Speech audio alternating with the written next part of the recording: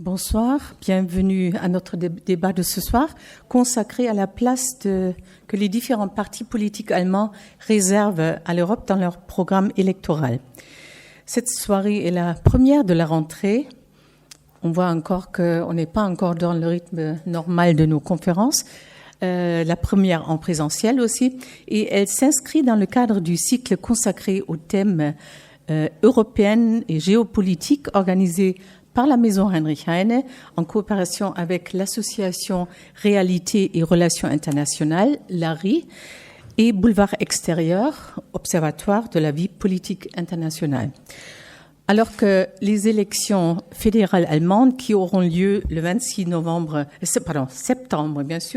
septembre prochain s'annoncent très serrées, avec une très légère majorité donnée actuellement dans les sondages au parti des sociodémocrates.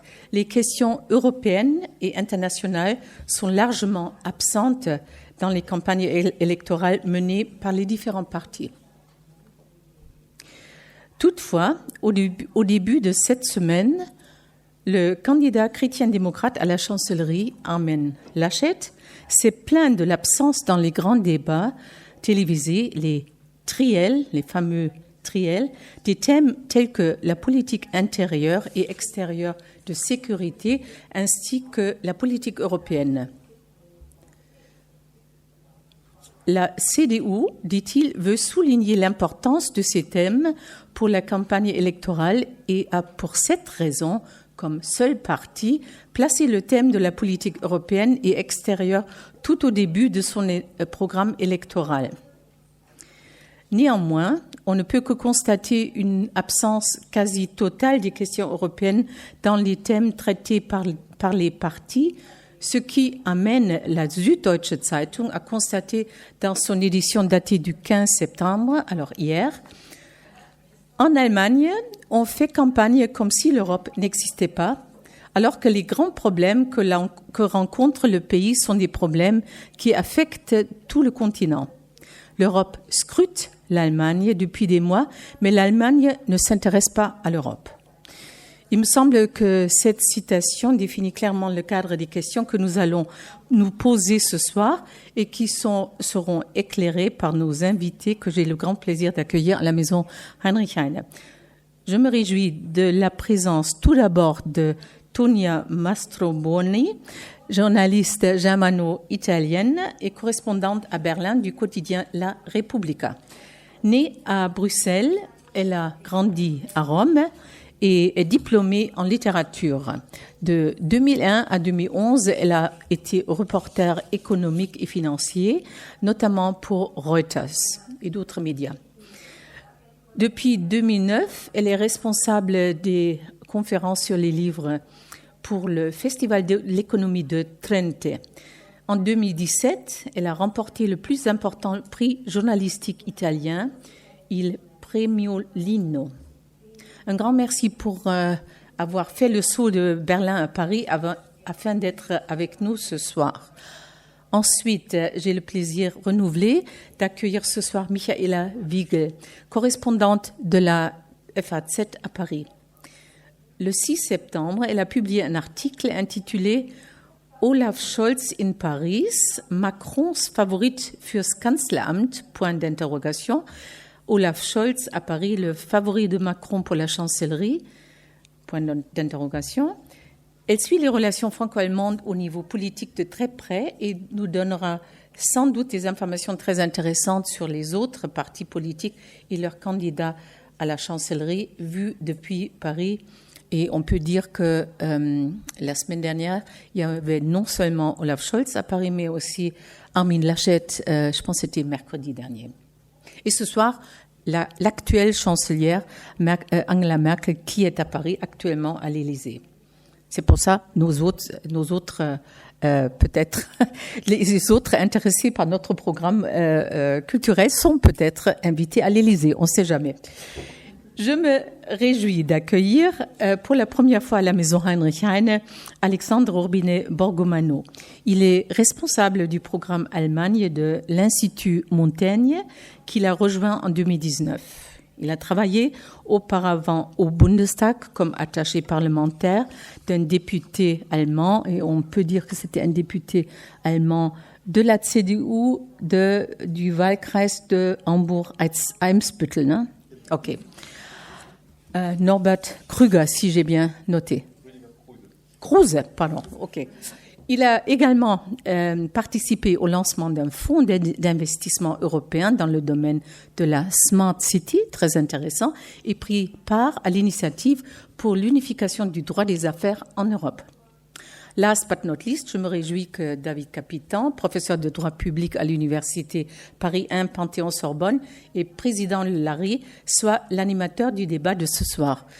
Inutile de dire qu'il est un très grand connaisseur des questions franco-allemandes, européennes, géopolitiques, juridiques. Bon, je m'arrête là. Et que c'est toujours un très grand plaisir de coopérer avec lui. Je lui cède la parole. Et je pense, avant de commencer, il me semble qu'on a un écho dans la salle, ce qui est un peu gênant. Je ne sais pas d'où ça vient. C'est la traduction simultanée. Peut-être là. OK. Il faut peut-être tester si on n'arrive pas à gérer ce problème. Mais bon, sinon, je pense que le débat peut commencer. Merci.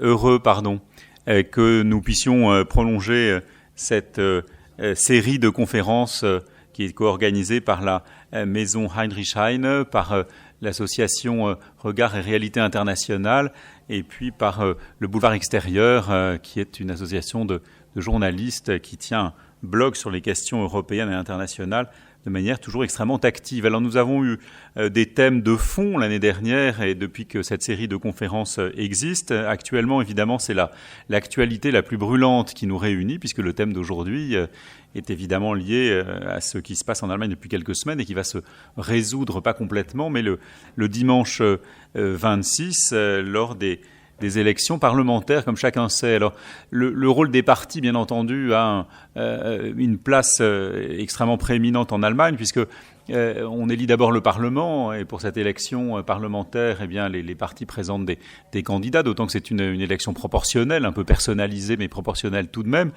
Mais surtout, après l'élection, le jeu n'est pas fini, puisqu'à ce moment-là, les partis, qui sont en général représentés tous au sein du Bundestag, doivent se réunir de nouveau. Et le jeu des partis permettra de faire émerger une coalition qu'on espère la plus stable possible. Donc savoir quelle est la place de l'Union européenne dans la vision que les partis politiques qui s'opposent actuellement ont développée est une question évidemment tout à fait structurante évidemment pour l'Allemagne, mais structurante aussi pour la France et plus largement pour l'ensemble de l'Union européenne. La France, bien entendu, tout d'abord parce que, au plan européen, la présidence du Conseil de l'Union européenne sera prise en charge par la France à partir du premier semestre de l'année prochaine. Et à ce moment-là, il s'agit de savoir sur quel partenaire allemand on pourra compter pour porter les projets que la France a mis en avant, une Europe plus souveraine, une Europe plus solidaire. Alors y aura-t-il du répondant de l'autre côté du Rhin? Tout ça dépendra sans doute des coalitions. Et puis, bien entendu, également du strict point de vue de l'Union européenne, parce que, en fonction de la couleur que prendra le gouvernement allemand, les alliances qui peuvent s'opérer au sein de l'Union européenne pour porter telle ou telle politique seront sans doute différentes. Enfin, on peut aussi penser qu'en termes de pure politique interne, les élections présidentielles se profilent doucement et bien entendu, en miroir, d'une certaine manière, les succès qu'on aura pu rencontrer en Allemagne nourriront la position et le jeu des partis également au sein de la France. Alors, les partis politiques ont eu l'occasion évidemment de s'exprimer depuis longtemps sous la forme écrite, sous la forme de plusieurs débats qui se sont déroulés à trois essentiellement, en prenant on appelait ça des triels en Allemagne. Le terme, je crois, n'est pas encore tout à fait courant en France, où on préfère les duels. et plusieurs thèmes ont eu l'occasion ont pu être débattus. Alors c'est autour de ces différentes questions que nous allons tourner, et je crois que le panel que nous avons la grande chance d'avoir ce soir permettra d'avoir un regard très complet. Tonia Mastrobuoni, évidemment, est à Berlin. Nous avons la chance de l'avoir à Paris ce soir, mais elle est bien la correspondante de la République à Berlin. Cela lui donne évidemment l'avantage d'être au cœur de la mêlée et d'observer ce qui se passe en Allemagne depuis l'intérieur. Évidemment, le regard italien qu'elle conserve, parce que ses lecteurs de la Repubblica sont avant tout italiens, permettra de donner aussi un regard pour le coup complètement européen sur les questions qui nous intéressent ce soir. Avec Michaela Wiegel, eh bien, c'est l'Allemagne à Paris d'une certaine manière, et depuis de nombreuses années, et par conséquent pour opérer le lien entre ce qui se joue en Allemagne, ce qui se jouera bientôt en France et ce que tout ça signifiera pour l'Europe. C'est un observateur tout à fait privilégié de la vie politique française et de ses liens avec la vie politique allemande. Et puis, de son côté, Alexandre Robinet-Borgomano, qui observe depuis l'Institut Montaigne avec cet intérêt particulier pour la vie des entreprises, pour le développement de l'économie dans chacun des pays de l'Union européenne, pourra aussi enrichir ce débat et compléter le regard peut-être plus politique qu'on peut avoir d'un côté par une vision plus centrée sur les questions économiques qui ne sont jamais très éloignées, bien entendu, des discours politiques. Et puis l'Institut Montaigne, et vous y avez contribué beaucoup, a publié très récemment une note sur la manière dont l'Allemagne se développa après Merkel. Et donc c'est évidemment la question qui nous intéresse beaucoup ce soir. Je vais me tourner peut-être d'abord vers Tonia Mastrobuoni, puisqu'aussi bien, comme je le disais, elle se trouve à Berlin, et nous avons la chance de la voir à Paris pour quelques heures. Eh bien, pour lui demander, depuis son observatoire, quelle est justement la place de l'Union européenne dans les débats et la manière dont les partis s'opposent dans cette campagne électorale. Je vais parler en allemand, comme ça j'ai besoin de traduction. Ja, erstmal vielen Dank an das Heinrich-Heine-Institut für diese Einladung. Natürlich kann man niemals eine Einladung nach Paris abschlagen. Ich denke, momentan der surrealste Moment in dieser Wahlkampagne für mich als italienische Beobachterin ist gewesen, als Angela Merkel gesagt hat, Olaf Scholz sieht mir gar nicht ähnlich.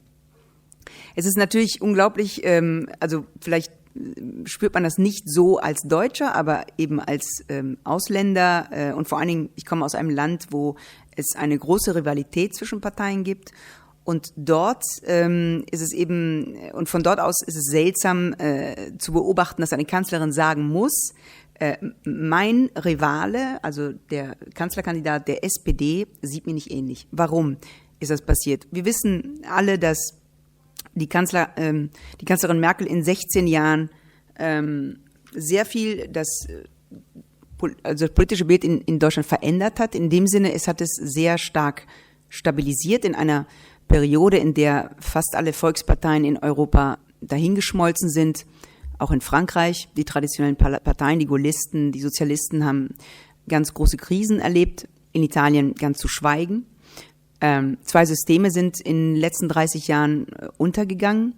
Die Erste Republik und dann das Parteiensystem, das danach kam, und kommt jetzt auch in eine große Krise. Und in dieser ganzen Zeit war Angela Merkel nicht nur eine Vorsitzende einer sehr starken Partei. Sie hat auch diese Stärke immer behalten. Und die anderen Parteien, eben SPD und auch die Liberalen, daran denken wenige eigentlich, aber nach 4 Jahren Koalition mit den Liberalen 2013 hat Merkel dahingegen so die Liberalen kannibalisiert, dass sie aus dem Bundestag verschwunden sind. Das heißt, sie hat die ganze politische Mitte wirklich besetzt in diesen Jahren. Und das Seltsame ist eben, dass die CDU, CSU, finde ich, dieses Erbe nicht angenommen hat. Also die CDU ist in so eine hamletische Krise verfallen über die eigene Identität und hat versucht, nach rechts zu schwenken. Das ist in den letzten Tagen noch sichtbarer geworden. Und dort, sagen wir mal, AfD-Stimmen wieder einzufangen. Und die Nemesis dieser Wahlkampagne ist einfach die Tatsache, dass Olaf Scholz das verstanden hat, diesen Fehler verstanden hat und früh genug gesagt hat, ich hole mir diese Stimmen zurück. Das heißt, nach einer langen Kannibalisierung ist Scholz zum Kannibalen geworden. Das ist eben eine sehr interessante Entwicklung und das geht dahin, eben bis die Kanzlerin selbst sagen muss, er sieht mir gar nicht ähnlich. Er kann mein Erbe nicht erben. Und das finde ich eben sehr, sehr interessant und sehr, sehr neu in der deutschen Politik. Das zweite Thema, und dann würde ich vielleicht das Wort weitergeben, dann können wir schnell vielleicht, also ein Dialog. Das andere Thema ist die Stabilität. Ich habe einen Kommentar gelesen in einer ausländischen Zeitung, mit dem ich überhaupt nicht einverstanden war. Dieser Kommentar fing damit an, dass in Deutschland die Wahlkampagne langweilig ist, weil die Deutschen wollen nur Stabilität. Ich denke, in Zeiten von großen populistischen Bewegungen, Parteien und so weiter, ist es doch ein Zeichen von Reife einer Bevölkerung, wenn man eben auf Stabilität setzt, anstatt wie in Italien zum Beispiel ständig passiert, auf irgendwelche Revolutionäre und Tribunen, die eine große Veränderung versprechen. Ich finde es ein sehr beruhigendes Merkmal der deutschen Politik. Und ich finde auch, dass diese ganze Debatte über die Charismatiker, die kommt auch jedes Mal, wenn Wahlen sind, kommt dann diese Kommentare, Martin Schulz ist kein charismatischer Mensch, Angela Merkel ist keine charismatische Frau, jetzt wieder Olaf Scholz ist kein Charismatiker. Ich habe einmal Thomas Brussig interviewt, das ist ein deutscher Schriftsteller, der hat gesagt, Deutschland hat einen Charismatiker zu viel gehabt und vielleicht ist es ja ganz gut, wenn wir nicht so von Charismatikern angezogen sind, ne? Das ist vielleicht auch also so wie ich das sehe, ein Zeichen der Reife. Noch eine letzte Anmerkung zur AfD. Und da muss ich auch viele Parallele zu meinem Land, Italien, machen. Und zwar, klar, die Alternative für Deutschland hatte in dieser Wahlkampagne keine großen Themen. Und sie ist auch sehr zerrissen. Aber vielleicht ist diese Brandmauer, die Merkel-Ära so charakterisiert hat, also Sie wissen, es gibt diese Regel eben, dass die CDU auf keinen Fall mit der AfD koaliert. Das hat ja auch zu regionalen sehr großen Krisen und sogar zum Rücktritt von Annegret Kramp-Karrenbauer als Vorsitzende der CDU gebracht. Aber jetzt in dieser Wahlkampagne ist die AfD sehr, sehr schwach und vielleicht funktioniert diese Brandmauer, ne? Ich sage das bewusst, wie gesagt, als Beobachterin eines Landes, wo es diese Brandmauern überhaupt nicht gegeben hat, wo neofaschistische Parteien, wo undemokratische Parteien, extrem populistische Parteien. Ich bin auch niemals einverstanden gewesen, dass die Fünf-Sterne-Bewegung eine linkspopulistische Partei ist. Ich denke, sie ist einfach eine populistische Partei, eine neue populistische Partei, eine avantgardistische, experimentelle populistische Partei, die rechte und linke Elemente vermischt. Und und deswegen denke ich einfach, dass diese Brandmauer zur AfD hat sehr gut funktioniert, denke ich mal. Danke. Alors une campagne que vous avez décrite finalement très centrée sur les mouvements nationaux, ce qui est naturel, c'est ce qu'on constate dans la plupart des pays lors des campagnes nationales. Finalement, les thématiques internationales et européennes sont peut-être un peu secondaires et d'une certaine manière, la limitation de l'AfD que vous évoquez dans son développement est peut-être un bon signe, en tout cas pour la réception de l'idée européenne. Le seul parti qui la conteste peut-être commence à baisser et si on n'en parle pas, comme l'ont dit certains observateurs, c'est peut-être que tout le monde est d'accord, qu'il n'y a rien à en dire et on ne peut pas s'opposer sur des sujets sur lesquels on est d'accord. Alors je me tourne vers Michaela Wiegel pour savoir si, vu de Paris, c'est un petit peu ce qu'on peut dire sur la position de l'Europe dans le Wahlkampf actuel. Oui, tout d'abord, je voulais aussi dire un grand merci et je vais parler allemand pour qu'on ait un débat à tout point équilibré, sexe, langue, tout, on fait très bien. Was ich sagen wollte, und das schließt vielleicht sehr, sehr gut an die Ausführungen an, in der Tat hat man in Frankreich 2017 einen Wahlkampf erlebt, der sehr stark auf die europäische Frage ausgerichtet war. Es ging sogar so weit, dass Emmanuel Macron eine Wahlkampfkundgebung in Berlin gemacht hat, um sozusagen seine Ideen auch schon mal dem wichtigsten Partner zu präsentieren. Und wenn man das im Blick hat, kann man sagen, in der Tat spielt im Bundestagswahlkampf aktuell Europa eigentlich fast überhaupt keine Rolle. Es ist schon gesagt worden, angesprochen worden, in den beiden großen bislang stattgefundenen Fernsehdebatten, den sogenannten Triels, wurde Europa immer nur mal ganz kurz am Rande angeschnitten und nie wirklich eine wichtige Fragen, selbst bei der Klimapolitik zum Beispiel, wurde überhaupt kein europäischer Bezug hergestellt, was schon sehr erstaunlich ist. Man kann nun sagen, positiv. Vielleicht spielt Europa so wenig eine Rolle, weil wir das Glück haben, dass die drei wichtigsten Kandidaten, also Armin Laschet, Olaf Scholz und Annalena Baerbock, alle drei nicht an diesem proeuropäischen Konsens rütteln wollen. Und da sieht man dann den großen Unterschied zu Frankreich. In Frankreich gibt es ja nicht nur auf der Rechten, also bei Marine Le Pen, sondern auch auf der Linken, bei Jean-Luc Mélenchon, zwei starke Strömungen, die sich dann auch fortpflanzen, sozusagen in die anderen Parteien, in die Mitte hinein, die angefangen von der EU-Mitgliedschaft über NATO-Mitgliedschaft, über sozusagen alle Grundpfeiler der europäischen Ausrichtung dies in Frage stellen. Das ist die positive Lesart, dass es kaum europäische Debatte stattfindet, weil der breite gesellschaftliche Konsens in Deutschland im Gegensatz zu anderen Ländern, wichtigen europäischen Ländern hält. Die weniger schöne Lesart, und das ist eigentlich die ich ein bisschen glaube, bemerkt zu haben, ist, dass man sich etwas darauf ausruht, zu sagen, wir sind ja proeuropäisch und die Franzosen, dieser Macron, dieser Ehrgeizige, der soll mal ordentlich seine Vorschläge machen. Wir können dann haben dann immer noch Zeit zu reagieren. Aber wir müssen uns eigentlich nicht so festlegen. Und das öffnet meines Erachtens Tür und Tor für so sehr merkwürdige antieuropäische Sprüche, von denen man aber glaubt, dass man eigentlich sich dazu befähigt ist, weil man ja so eine positive proeuropäische Grundhaltung hat. Ich nenne nur ein paar Beispiele. Also der Paul Ziemiak, Generalsekretär der CDU, hat eine ganz sonderbare Kampagne jetzt kürzlich lanciert, wo er dem Olaf Scholz vorgeworfen hat, der würde mit seinem europäischen Wiederaufbauplan Freibier für ganz Europa spendieren.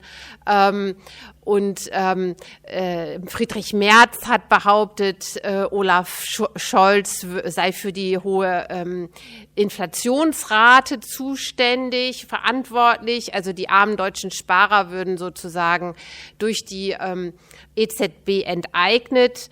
Dann gab es auch noch Sprüche, dass man keine Schuldenunion wolle. Diesen Spruch gab es im Übrigen aber auch von Olaf Scholz, muss man dazu sagen. Also ein etwas unter der Oberfläche schwimmender europäischer Diskurs, der, wenn man ihn sich näher anguckt, gar nicht mehr so proeuropäisch ist, wie man immer den Eindruck erweckt. Das sozusagen als kritische Anmerkung mit dem Blick aus Paris. Alors une Europe présente en sous-tâche, et effectivement, vous l'avez bien dit, la campagne française de 2017 avait été étonnante par le fait que pour la première fois un candidat s'était fait élire en étant pour l'Europe, alors que jusqu'à présent tous ceux qui étaient pour n'en parlaient pas. Les seuls qui en parlaient, c'est comme en Allemagne, c'est ceux qui étaient contre.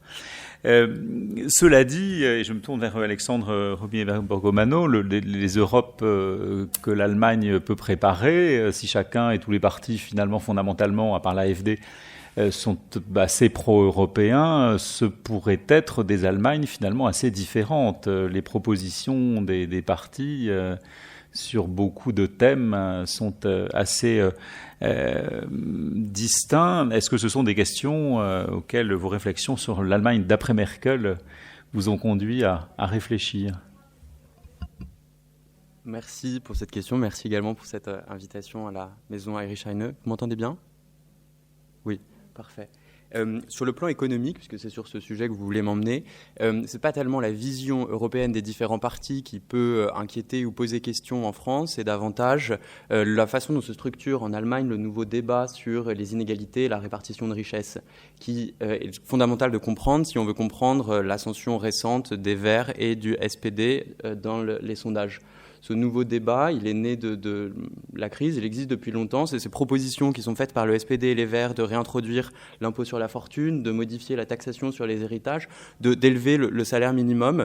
Ce sont des propositions qui ont désormais le vent en poupe et qui ont trouvé à travers la crise sanitaire une nouvelle raison d'être, une nouvelle légitimité et qui gagnent en importance dans le débat public.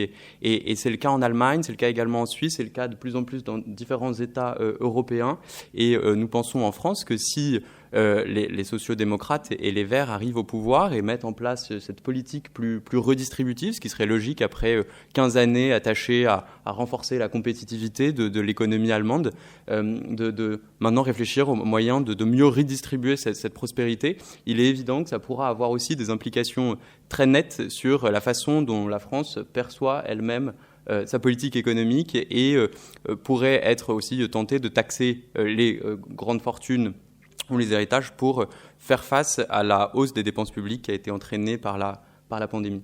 Peut-être si on peut revenir sur le plan plus européen en évoquant rapidement les espoirs et les craintes que suscite en France le départ d'Angela Merkel, sa sortie de la scène européenne, en tirant un rapide bilan de la façon dont les Français perçoivent sur la scène européenne ces 16 années de domination ou de puissance incarnée par Angela Merkel. Et je crois que pour anticiper les craintes et les espoirs, il faut revenir sur cette idée que Angela Merkel se caractérise par le fait que la volonté de maintenir l'unité européenne l'a toujours emportée sur l'audace du changement. Et donc à partir de ce point, sur le terme de l'unité européenne, il y a évidemment des inquiétudes, puisque Angela Merkel était la seule qui parvenait à dialoguer à la fois avec les pays du Nord, ou les frugaux, et les pays du Sud, plus attachés à la dépense, était la seule qui parvenait à établir un dialogue entre les pays de l'Est et de l'Ouest, parce qu'elle-même, étant née à l'Est, était capable de comprendre les évolutions en cours en Hongrie ou en Pologne et de ne pas adopter une position frontale, comme le font les dirigeants de l'Ouest actuellement. Et son départ représente un vrai danger pour la préservation de l'unité européenne. L'autre élément peut-être plus positif, on disait que cette volonté de préserver l'unité européenne, qui a été vraiment le grand combat de la chancelière pendant toutes ces années, il s'est fait au détriment de l'audace du changement. Et cette audace du changement qui a été proposée ou provoquée par Emmanuel Macron, elle trouve vraisemblablement, avec le changement de génération, la possibilité désormais d'une réponse allemande à la volonté de changer l'Europe. Et ce qui est intéressant quand on regarde attentivement le programme européen des différents partis, c'est que, comme vous l'avez dit, ils défendent tous un agenda pro-européen qui prolonge l'engagement européen de la chancelière de son dernier mandat, mais aussi un projet qui envisage une vraie transformation de l'Europe. Et si on prend en tout cas les trois principaux partis, tous misent sur la conférence sur l'avenir de l'Europe pour opérer des changements et éventuellement des changements de traité. Et je crois que c'est ça qui est absolument central. Michael. Oui, je voulais justement, j'ai pas mentionné la conférence sur l'avenir de l'Europe, mais je trouve que c'est un autre point où on peut être assez inquiet parce que l'Allemagne s'est pas du tout emparée de ces conférences. Il y a très très peu de visibilité. J'avoue que j'étais récemment à Berlin et j'ai demandé alors comment vous faites pour les conférences. Est-ce que vous organisez au niveau régional des débats et il y avait un vague site internet, mais qui n'est pas très structuré, et très très peu d'élan et de visibilité donnée à cette conférence pour l'Europe. Donc, il faut espérer qu'ils vont probablement s'en emparer, mais j'en doute un petit peu. Et je trouve c'est assez problématique s'il n'y a pas de débat justement dans le public allemand et que les Allemands, les citoyens ont l'impression de s'emparer de ce sujet. Pour l'instant, c'est assez peu. Et d'ailleurs, on n'a qu'à regarder dans la presse allemande, il y a quasiment que des articles écrits par des correspondants à Bruxelles qui s'inquiètent du calendrier très ambitieux parce qu'on veut présenter des résultats sous présidence française. Une réponse rapide sur cette conférence sur l'avenir de l'Europe. Je trouve qu'il faut quand même marquer le fait qu'elle est mentionnée dans tous les programmes écrits des partis. Donc elle a trouvé quand même une forme de résonance. Et ayant passé les 6 derniers mois à arpenter toutes les régions d'Allemagne, il m'a semblé que c'était surtout dans les régions frontalières, au niveau des Länder, que ces conférences s'organisaient. La jeune ministre de l'Europe de Saxe, par exemple, Katja Mayer, qui appartient aux Verts, et elle, fondamentalement enthousiaste devant cette initiative, et organise ces conférences sur l'avenir de l'Europe pour associer des citoyens de Saxe, mais également de République tchèque et de Pologne. Après, c'est la question qui se pose, et ça, en tant qu'observateur français, c'est très intéressant, c'est pour aller où? On a eu en France, lors du première ou la deuxième année du quinquennat de Macron, ces consultations citoyennes sur l'avenir de l'Europe qui étaient comme une répétition à l'échelle française de ce que deviendrait ensuite la conférence sur l'avenir de l'Europe. Or, ces consultations citoyennes, elles ont débouché sur rien du tout, reconnaissons-le, puisqu'elles ont servi de grands exercices de psychanalyse collective, permettant à chacun de s'exprimer sans que les idées qui avaient été exprimées à ce moment, et qui pourtant étaient des idées très, très, très visionnaires. Je me souviens que, par exemple, on était en 2016-2017 et la santé apparaissait comme une priorité européenne pour les citoyens. Et bien des décideurs ont dit « mais c'est absurde, ce n'est pas une compétence communautaire ». On voit aujourd'hui à quel point cette intelligence collective, finalement, avait un caractère d'anticipation assez fort. Ja, ich muss mich entschuldigen, ich habe eben Ihre Frage nicht beantwortet, aber es ist perfekt, weil ich denke, inzwischen ist es für deutsche Politiker sogar gefährlich geworden, in der Wahlkampagne über Europa zu sprechen. Und das beweisen genau dieser rechte Schwenk, nicht nur, wir waren es gewohnt von zum Beispiel Friedrich Merz, wir wissen, er repräsentiert den rechten Flügel der Partei, der CDU, CSU, also jetzt der Union. Wir waren es gewohnt, von Friedrich Merz zu hören, dass die EZB die Sparer enteignet, dass der Recovery Fund und der Next Generation EU ein Fehler waren, dass es keine Schuldenunion geben soll und so weiter. Was beunruhigend ist, auch auf Hinblick der Ambitionen von Emmanuel Macron und von Mario Draghi, ist, glaube ich, die Tatsache, dass jetzt auch sehr wichtige Repräsentanten der CDU das sagen, also ähnliche Töne anschlagen. Frau Wiegel hat eben ich fand es ein unsägliches Interview von Paul Ziemiak, Generalsekretär der CDU, zitiert. Er sagt darin praktisch, dass in Scholz' Plänen würde Europa von deutschem Geld überschwemmt und hat Allgemeinplätze und Vorurteile geschürt, die ich seit 2011, seit der griechischen oder der Euro-Krise nicht gehört habe. Aber ähnliche Töne hat auch Markus Söder angeschlagen, was auch interessant ist. Also eben der Vorsitzende der CSU, er hat gesagt, wir sollten keine Schuldenunion machen. Er sagt, der geheime Plan, ich meine, darüber redet man seit genau 10 Jahren, der geheime Plan von Olaf Scholz sei, die Bankenunion zu Ende zu bringen, was ein Segen für Deutschland wäre übrigens und nicht nur wenn man das marode Bankensystem in Deutschland sieht, das wäre wirklich ein Segen für Deutschland und nicht nur für andere Länder, aber egal. Also ich denke, momentan, während der ganzen Wahlkampagne hatte ich den Eindruck zum Beispiel, dass Olaf Scholz sich sehr zurückgenommen hat in europäischen Themen, aus dem einfachen Grund, weil Olaf Scholz hat eigentlich im Stillen, ich glaube, das hat Frau Wiegel bestimmt auch mitbekommen, schon eine kleine Revolution als Finanzminister, sagen wir mal, angefangen. Er hat sich immer als Vermittler in Europa gestellt. Das war ganz anders als sein Vorgänger Wolfgang Schäuble. Er hat zentrale Funktionäre in dem Bundesfinanzministerium gewechselt. Er hat keynesianische Ökonomen ins Ministerium gebracht. Er hat einen sehr starken Staatssekretär, der heißt Jörg Kukies, der hat bei den wichtigsten Verhandlungen war er immer dabei. Und Jörg Kukies kommt aus Goldman Sachs, sogar aus der Finanzwelt, und da ist immer ein großes Misstrauen normalerweise. Er hat zum Beispiel Isabel Schnabel in den EZB-Vorstand gewollt. Das ist die erste deutsche Repräsentantin, die, sagen wir mal, nicht diese ordoliberale Orthodoxie repräsentiert. Er hat schon im Stillen, hat er sich als Vermittler in Deutschland, in Europa gestellt. Ich glaube, Sie haben das eben noch gesagt, die Rolle mit den Frugalen, da war auch Scholz sehr wichtig.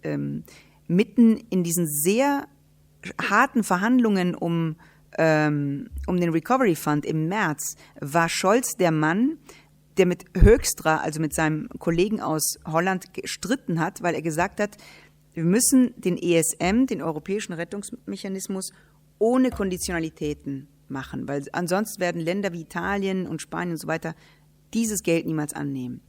Und das war neu, weil Holland und Deutschland waren immer sehr enge Verbündete. Sehr oft in der Geschichte hat sich der eine hinter den anderen versteckt und so weiter. Und diesmal haben sie wirklich gestritten. Und wir können uns erinnern, auch alle an den Gipfel im Juli, da hat Merkel auf die totale Summe immer bestanden, auch gegen die Holländer und die Frugalen. Also ich habe diese Veränderung schon gesehen.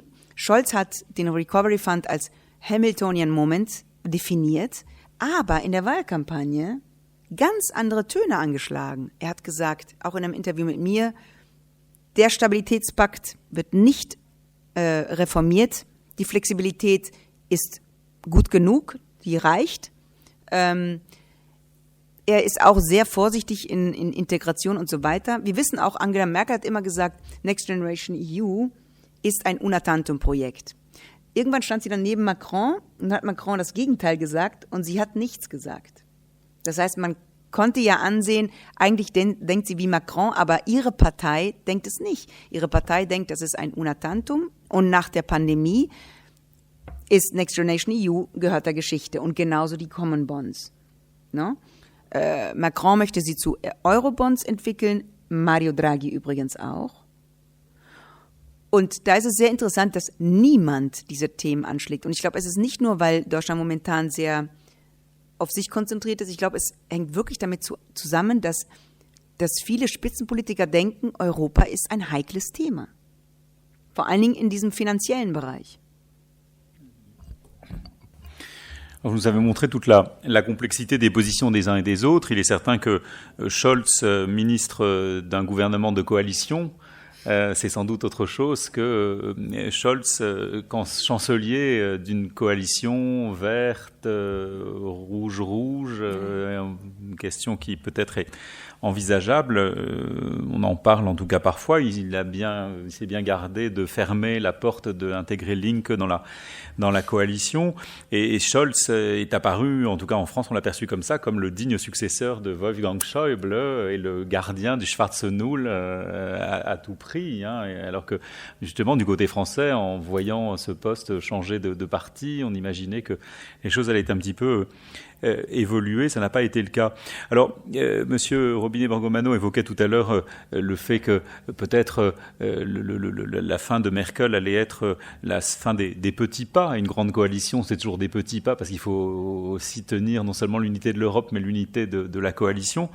Cela dit, quel changement et dans quelle direction? Parce que c'est là que la question se pose. Et de fait, quand on lit le programme des différents partis politiques allemands, tout de même la vision de l'Europe, alors on peut laisser de côté peut-être l'AfD qui veut toujours sortir de l'euro, sortir de l'Europe, sortir un peu de tout, bon, qui est très à droite mais qui veut travailler, enfin qui très très très étonnant.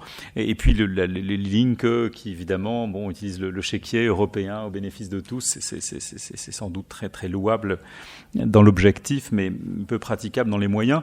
Cela dit, si on prend les partis les plus classiques pour limiter un peu le propos, on a des positions extrêmement différentes sur des sujets aussi différents. différent, enfin aussi varié que celui justement de la dépense et des impôts.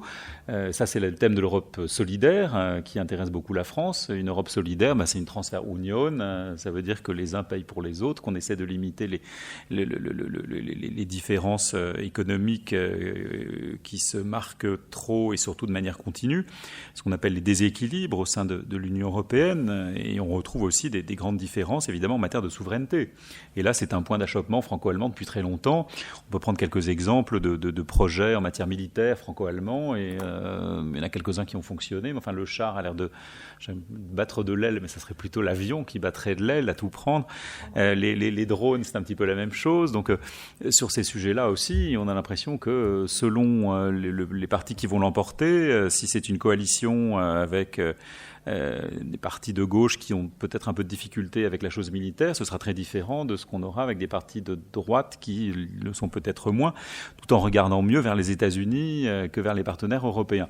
Donc voilà un ensemble de questions. Est-ce que sur ces sujets, que ce soit des questions économiques, des questions militaires, vous voudriez intervenir en découpant un peu les questions européennes par morceaux? Michaela? Oui, vielen Dank. Ich glaube, wir müssen diesem Bild, dass Angela Merkel die Mitte sehr stabil gehalten hat, noch ein weiteres Bild hinzufügen. Die Umfragen muss man natürlich immer mit Vorsicht genießen, aber was ganz klar sich schon abzeichnet, ist, dass auch Deutschland eine Schwächung der Parteien erlebt und dass wir zum ersten Mal auf eine Dreierkoalition zusteuern. Wir wissen noch nicht, wer die 3 Koalitionspartner sein werden, aber allein die Tatsache, dass 2 Parteien allein mit ziemlich großer Sicherheit keine Mehrheit mehr auf sich vereinigen können, ist ein großer Umbruch in der jungen Geschichte der Bundesrepublik. Und deswegen glaube ich, in der Tat muss man sich eben nicht nur die Finanzpolitik, die europäische Finanzpolitik angucken, sondern eben auch ganz genau, was die Parteien zu sagen haben. Interessant ist, also Kanzleranspruch haben nur 3 Parteien angemeldet, nämlich CDU, CSU, SPD und die Grünen, aber die FDP ist natürlich in allen Koalitionsspielen mit dabei und die Linke wird in der Tat auch nicht ausgeschlossen. Mir erscheint es so, als sei sie mehr der Joker, den man im Spiel lässt, damit man die anderen ein bisschen unter Druck setzen kann. Aber das ist eine persönliche Meinung. Ich habe nicht den Eindruck, dass Olaf Scholz von einer Koalition mit Grünen und der Linken plant, weil er dann weiß, dass viele seiner an die bürgerliche Mitte gewandten Versprechen damit eigentlich nicht eingehalten werden können. Interessant finde ich die FDP, darüber haben wir noch nicht gesprochen, die FDP, Libéraux, die in der europäischen Fraktion mit der Partei Macrons sind, aber zugleich der größte Angstfaktor eigentlich in Paris. Christian Lindner, der Parteivorsitzende, hat Anspruch auf das Amt des Finanzministers angemeldet und dieser Anspruch ist auch durchaus möglich, egal in welcher Konstellation wir uns wiederfinden.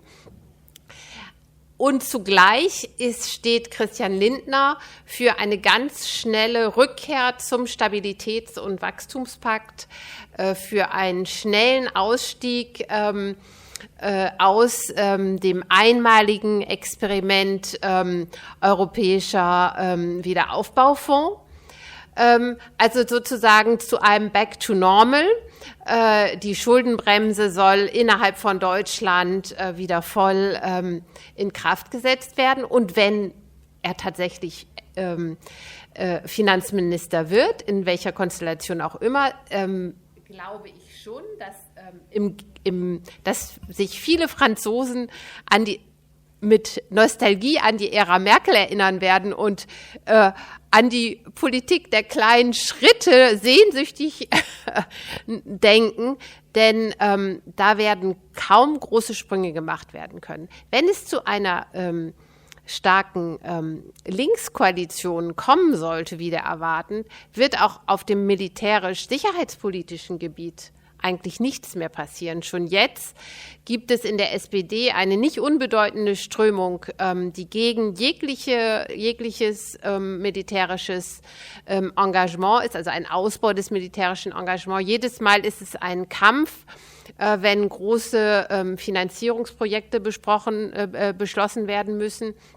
Vielleicht ein Aspekt, der für Sie interessant ist: Es ist vollkommen unterhalb der Öffentlichkeit eine deutsch-französische Lufttransportstaffel am 1. September in Kraft getreten, gegründet worden in Évreux. Die Verteidigungsministerin hat es vorgezogen, darüber nicht zu berichten und auch keine Pressekonferenz zu machen, aus Angst, dass man dann die Kostenfrage diskutieren könnte und sozusagen man die pazifistische Grundrichtung oder die Finanzkontrolle in ihrer eigenen Partei wecken könnte. Dabei wäre ja eigentlich eine Transportstaffel, also gemeinsamer Flugtransport, gerade mit Blick auf Afghanistan, wo es uns ja am meisten fehlte, eigentlich an gemeinsamen Transportfähigkeiten, wäre ja eigentlich, wo man sagen würde, da müssten doch Politiker an die Presse gehen. Es ist nicht geschehen und auch die jüngste Entscheidung über das geplante europäische Flugzeug der Zukunft, FCAS, ist in Paris unterzeichnet worden. Die beiden Verteidigungsministerinnen haben es unterzeichnet, aber die Presse nicht eingeladen. Auch da hat man eine Kostendebatte gefürchtet. Das nur 2 Beispiele, aber ich war jetzt schon zu lang. Une réaction très rapide, si vous m'autorisez. Sur le plan économique, je ne crains pas de mon côté un retour en arrière par rapport à ce qu'on a connu sous Merkel, pour une raison assez simple, c'est que, effectivement, vous avez tout à fait raison, Michaela, de noter que ce qui va être regardé avec le plus d'attention, encore plus que le choix du chancelier, c'est le choix du ministre des Finances de la coalition au pouvoir. Mais que ce soit Armin Laschet ou Olaf Scholz qui serait chancelier, je crois que ce retour aux règles du pacte de stabilité, reconnaissance du caractère exceptionnel du fonds de relance, elle est indéniable, indubitable, mais elle ne représente pas un retour en arrière, puisque de toute façon, les étapes qui ont été posées, elles iront nécessairement vers une plus grande intégration de l'Union européenne grâce à la mise en place de ressources propres. Et c'est peut-être là, plus que sur une perpétuation ou un renouveau du plan Next Generation EU, qu'on aura de toute façon une avancée vers davantage d'intégration. Et Tonia, vous avez évoqué tout à l'heure ces keynésiens qui entourent aujourd'hui Olaf Scholz et qui sont une nouveauté. Et je crois que c'est effectivement la grande nouveauté de cette année 2020-2021, c'est cette leçon de keynésianisme qui a été donnée par l'Allemagne au reste de l'Europe. La France et je crois l'Italie un peu aussi, toujours eu tendance à opposer austérité et relance, alors qu'en fait, ils opposaient austérité et dépenses permanentes. Olaf Scholz, grâce à son tournant, grâce à son plan de relance, a expliqué qu'il y avait une différence claire entre dépenses et investissements, et qu'une vraie logique keynésienne, c'était une logique qui constituait des excédents en période d'expansion économique pour pouvoir injecter de l'argent dans l'économie en cas de choc ou en cas de récession. Or, c'est cette logique qui continuera à prévaloir au lendemain de la crise. Et je crois que la vraie responsabilité, c'est celle des États membres, et la France et l'Italie au premier chef, de montrer qu'ils ont pris conscience que cet argent, ces 750 milliards d'euros, servaient bien à investir et pas simplement à dépenser. Ja, ich denke auch, dass eine der größten Neuigkeiten in den letzten Wochen, die ich gehört habe, war, als Scholz gesagt hat, die 400 Milliarden Schulden, die wir gemacht haben während der Pandemie, die werden wir natürlich angehen, aber die werden wir durch Wachstum annullieren. Also nicht mehr durch irgendwelche Kostenreduzierung oder so weiter. Das ist ein ganz neuer, finde ich, Ansatz. Ich glaube auch, also sehr richtig, weil momentan, wir sind ja im Aufschwung, wenn er nicht zu sehr von diesen ganzen Zulieferern Problemen und von Inflation getötet wird, aber wir sind in einem Aufschwung, auch in einem robusten Aufschwung. Italien ist natürlich wird die größte Quote vom Recovery Plan haben, und da sagt man auch voraus, dass es sehr, sehr starke Zahlen machen wird. Was ich noch sagen wollte, was die Pandemie, glaube ich, auch sehr stark ins Bewusstsein gerufen hat, ist diese Abhängigkeit, also diese zwischeneuropäische Abhängigkeit. Das war, glaube ich, sehr gesund auch das war, glaube ich, auch ein Impuls dass Merkel und Macron dann den Recovery Fund entschieden haben. Ich will nur ein Beispiel zitieren. Als in Italien diese administrative, die Blockade aller Fabriken entschieden worden ist, das heißt, alle Fabriken in Italien sind einfach zugemacht worden in der ersten akuten Phase der Pandemie. Das war die Phase Sie kennen alle die Bilder, Bergamo und so weiter, wo wir ganz, ganz viele Toten hatten und so weiter. Da sind die Autobosse zu Angela Merkel gegangen und haben ihr gesagt, weil sie wollte wieder so ein bisschen die Wirtschaft wieder ankurbeln und so weiter. Und die Autobosse, die deutschen Autobosse, also dies und so weiter, und die haben gesagt, bis die italienischen und spanischen Zulieferer nicht wieder ihre Fabriken anschlagen, können wir unsere Autos nicht mehr produzieren. No? Und ich denke, dieser Schock von dieser Abhängigkeit, also Schock, ich meine, im Falle von Italien, von europäischen Partnern ist es kein Schock, es ist einfach ein Bewusstsein, ein größeres Bewusstsein. Mit China hatten wir ein ganz anderes Erlebnis und ein ganz anderes Bewusstsein, dass eben das Land, was über die Pandemie gelogen hatte so lange, wo wir immer noch nicht wissen, wo wirklich der Ursprung der Pandemie gewesen ist. Und die Abhängigkeit von China hat uns mehr erschreckt. Aber im Grunde genommen ist die Abhängigkeit von anderen europäischen Ländern doch was Positives. Ne? Und ich glaube, ein Impuls zum Wiederaufbau war genau die Tatsache von deutscher Seite, wenn Deutschland mit seinem Geld, weil eben Deutschland so gut war, 7 Jahre lang schwarze Null gespart hat. Deutschland war das einzige Land, das wirklich die Margen hatte, um sehr viel Geld zu investieren in seinem eigenen Land. Das müssen wir uns immer als Beispiel vorführen und so. Ich sage das sehr oft natürlich in Italien. Ihr sagt immer Austerità, Austerità, Austerità. Ja, die Austerità in Deutschland hat bewirkt, dass Deutschland das Geld hatte, um die Pandemie zu überwinden. Alleine. Aber ich glaube, das Bewusstsein war da, wenn Deutschland dann mit 5, 6, 7% Wachstum aus der Krise rauskommt und die anderen Länder hinterherhinken, dann riskiert man noch einmal eine europäische, sehr, sehr gefährliche Krise. Weil diese Disparität ist einfach unerträglich zum Beispiel für eine gemeinsame Währung, für den Euro. Und ein letzter Punkt zu der Verteidigung muss ich sagen, Chapeau zur Europäischen Kommission, weil die einzigen, die eine wirkliche Lektion aus diesem afghanischen Desaster wirklich gelernt haben, ist die Europäische Kommission. Ich hatte ein Interview mit Paolo Gentiloni, er war, glaube ich, der Erste, der gesagt hat, wir müssen diese Rapid Deployment Force unbedingt aktivieren. Wenn es nicht aufgrund des Einstimmigkeitsprinzips geht in Europa, dann auch mit einer Kooperation, wie sagt man, Kooperation rafforzata, mit einer verstärkten Zusammenarbeit oder auch mit einer Koalition der Willigen. Borrell hat es auch gesagt, der Außenminister der EU.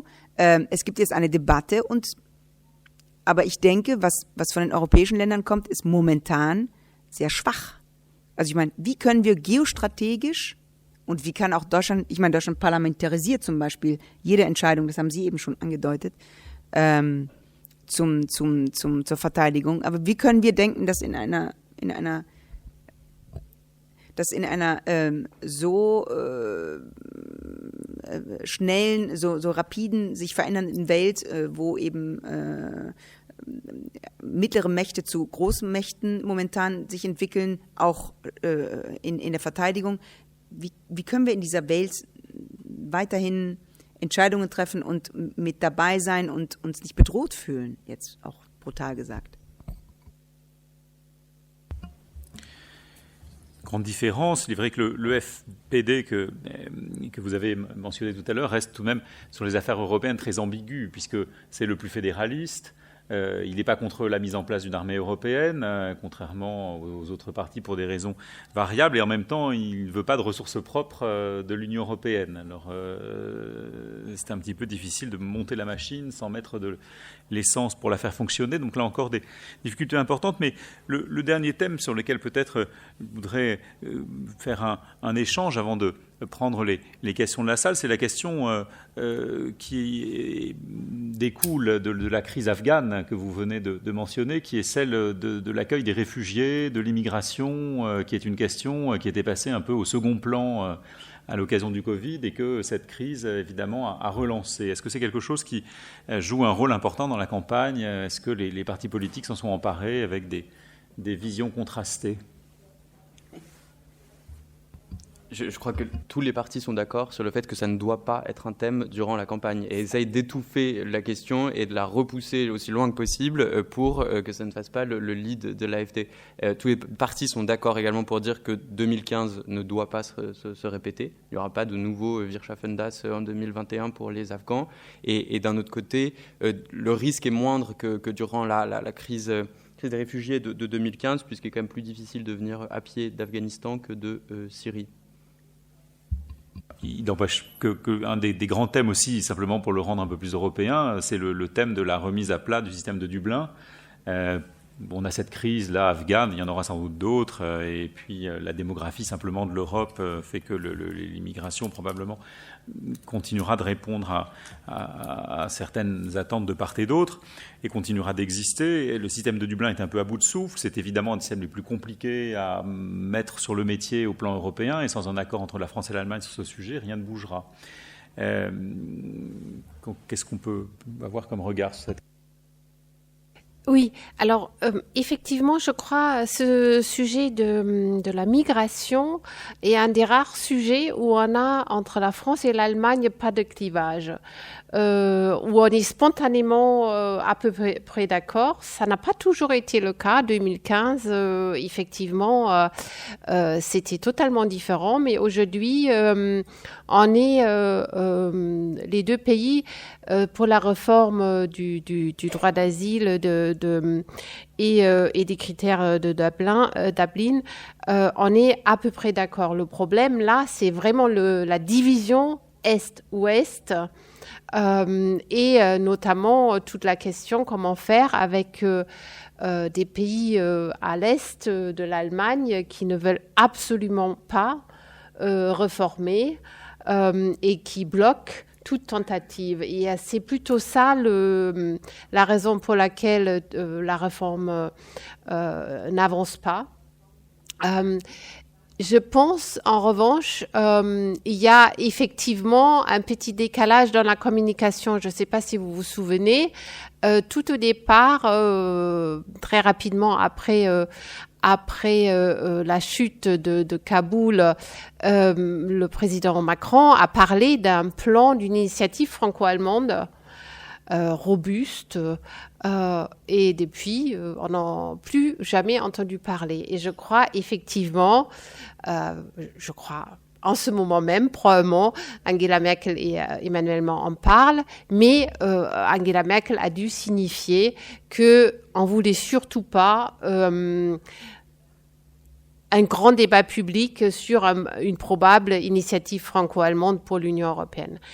Donc, je crois ça, c'est vraiment lié directement au traumatisme politique de la crise des réfugiés en 2015, parce que c'est resté un des facteurs qui explique l'extrême division aussi bien au sein même de la CDU et de la CSU.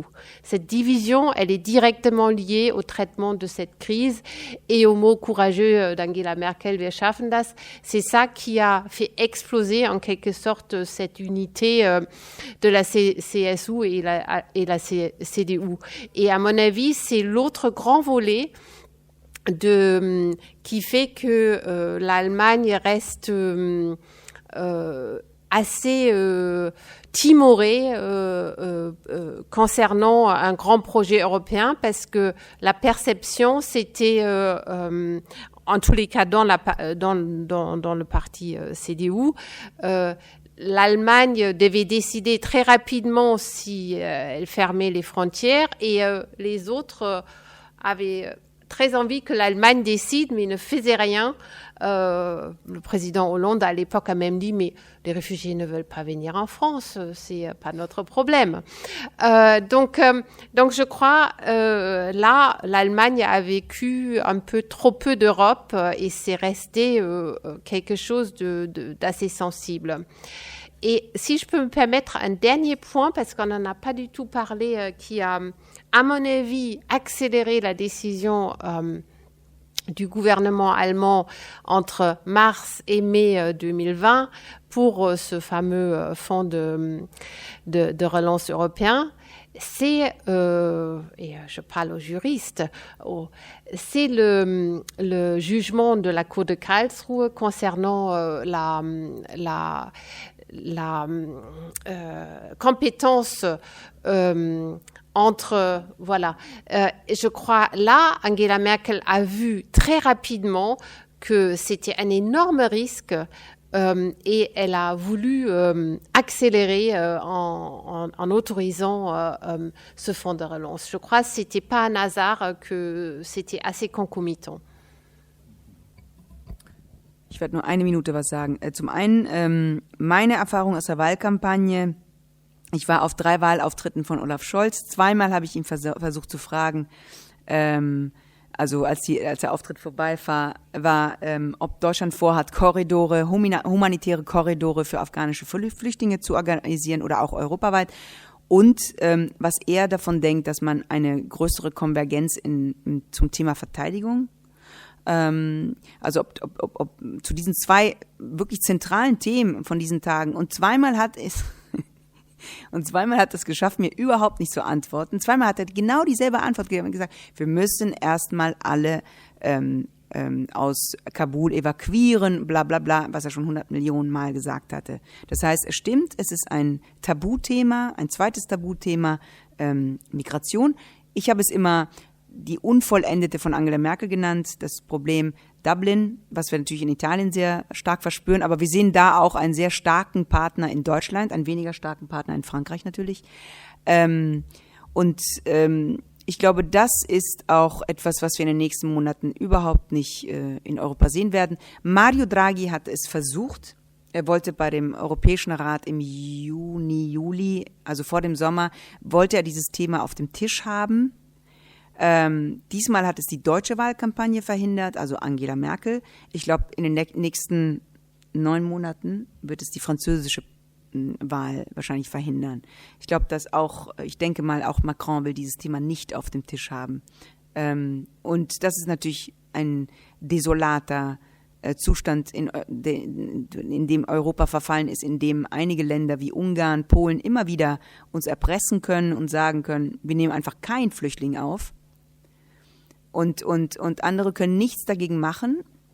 Paolo Gentiloni hat einmal sehr weise gesagt, das war 2016 oder so, er hat gesagt, wenn wir 0,1 Defizitgrenze überschreiten, dann wird uns, und das ist auch richtig so, dann wird uns gesagt, das dürft ihr nicht machen. Es gibt den Stabilitätspakt. Aber was ist mit Flüchtlingen? Ich meine, wir haben auch ein Abkommen 2016 unterzeichnet, nicht unterzeichnet, aber 2015. Da gibt es auch ein Abkommen zwischen, da werden Quoten entschieden und so, und niemand hält sich nicht an die Quoten. Was machen wir mit dem? Der verstößt auch gegen die Regeln. Warum sind Deutschland und so weiter, andere Länder so streng mit uns, wenn es um die Haushaltsregeln geht, und wenn es aber um Flüchtlinge geht, dann werden immer beide Augen zugemacht. Alors, nous avons fait déjà un tour important, je crois, de la vie politique telle qu'elle se déroule ces jours-ci en Allemagne, et puis traiter à travers cela des thèmes relativement nombreux. Évidemment, il y en a aussi un certain nombre que nous avons laissés de côté, mais je suis certain que les questions permettront de les mettre dans la discussion. Je pense notamment au rapport à l'OTAN, aux questions plus géostratégiques, à la façon dont il faut se comporter avec la Russie, avec la morale en politique, les rapports, enfin nos conférences en tout cas nous ont permis de traiter notamment de la question du Nord Stream 2, Nord Stream 2 ou 2, je ne sais pas comment il faut dire, dans quelle langue, mais en tout cas voilà un sujet qui intéresse, qui a été très très très discuté évidemment. Est-ce qu'il faut bien s'entendre avec la Russie ou considérer que son régime politique doit l'empêcher? Voilà un thème sur lequel certainement les partis politiques ont des visions différentes. Et puis Nord Stream 2, c'est pas seulement un tuyau vers la Russie, c'est aussi du gaz qui nous arrive. Le gaz, ça se transforme en gaz carbonique, et donc on arrive dans le Klimawandel et dans l'équilibre qu'on doit trouver entre porter une économie qui se sauve doucement du Covid et puis continuer de de polluer la planète. Alors, les Français s'entendent bien grâce au nucléaire, les Allemands pour l'instant importent du gaz, chacun sa méthode. Voilà encore des thèmes certainement qui pourront être traités, mais puisque nous avons un large public, eh bien je crois qu'il est temps de donner la parole aux uns ou aux autres, donc surtout n'hésitez pas à prendre la parole. Monsieur qui portait le drapeau fédéraliste sur la poitrine. Merci pour votre intervention, pour les infos intéressantes que vous avez fournies. Je crois que dans le débat électoral, on a quand même senti la déception vis-à-vis du système européen actuel. Beaucoup de candidats ont mis l'accent quand même sur son inefficacité et ont proposé notamment de passer la décision à la majorité pour certaines questions importantes comme les fiscalités et la défense.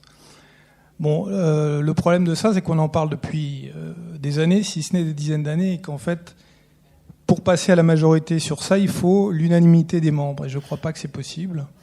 Et même si on l'avait, je pense que ça poserait des gros problèmes de légitimité ensuite, parce que si vous avez des nations séparées et que vous passez à la majorité, vous avez des gros problèmes. Alors moi, je me demande pourquoi il n'y a pas une initiative toute simple qui pourrait être prise et qui pourrait réveiller l'Europe. Ce ne serait pas difficile à faire. Il faudrait que Macron et Merkel, ou demain Macron et je ne sais quel nouveau candidat, se mettent d'accord, organisent correctement un débat et proposent au peuple français, au peuple allemand, comme l'avait fait Schuman en 50 ou 52, je ne sais plus, de créer ensemble une fédération. Alors qui ne s'occupera pas de tout, mais qui s'occupera de ce qu'on ne peut pas faire tout seul. Et on sait ce qu'on ne peut pas faire tout seul. Voilà, merci. Pourquoi les forces politiques ne le font pas? Est-ce que ce n'est pas un manque de vision et un manque de courage? Parce qu'évidemment, politiquement, c'est assez risqué, effectivement. Oui, alors je ne sais pas si vous vous souvenez, cette idée a été à un moment donné lancée par Dominique de Villepin. Il avait à l'époque Bruno Le Maire qui lui avait suggéré cette idée. Et ça avait assez sidéré les Allemands qui s'attendaient pas du tout à cette proposition. Et on n'a plus jamais entendu parler. Alors, plus sérieusement, je crois que si on faisait un référendum en France et en Allemagne, on a depuis la République de Weimar, on n'a pas fait des référendums, mais imaginons un référendum, je ne suis pas sûre que ça soit la volonté des peuples, puisque ça fait maintenant presque un quart de siècle que je suis à Paris et je suis vraiment très étonnée de découvrir chaque jour combien nos deux cultures sont différentes et combien nos réflexes de départ sont différents. Et je considère que cette œuvre commune qu'on a établie est un véritable miracle parce que spontanément, on pense pas la même chose. Et donc, je crois, une fédération, moi, j'ai très peur que ça créera plus de conflits que la méthode douce qu'on a trouvée aujourd'hui. Mais c'est une opinion très, très personnelle. Je partage tout à fait l'avis de Michaela et je crois qu'une fédération imposée par le haut ne permettrait pas d'avancer ou de renforcer la coopération entre nos deux États. En revanche, il y a dans le dernier traité d'Aix-la-Chapelle, qui réactualisait le traité de l'Élysée, un article extrêmement important et dont on n'a pas encore perçu toute la portée, qui est l'article 20, qui propose la création d'un espace économique franco-allemand unifié. Et il reviendra peut-être à Emmanuel Macron et à son successeur de donner toute la portée de cet article du traité pour permettre, à partir du moment où les économies françaises et allemandes sont totalement intégrées, il est sûr que cette coopération douce en sortira renforcée également sur le plan politique.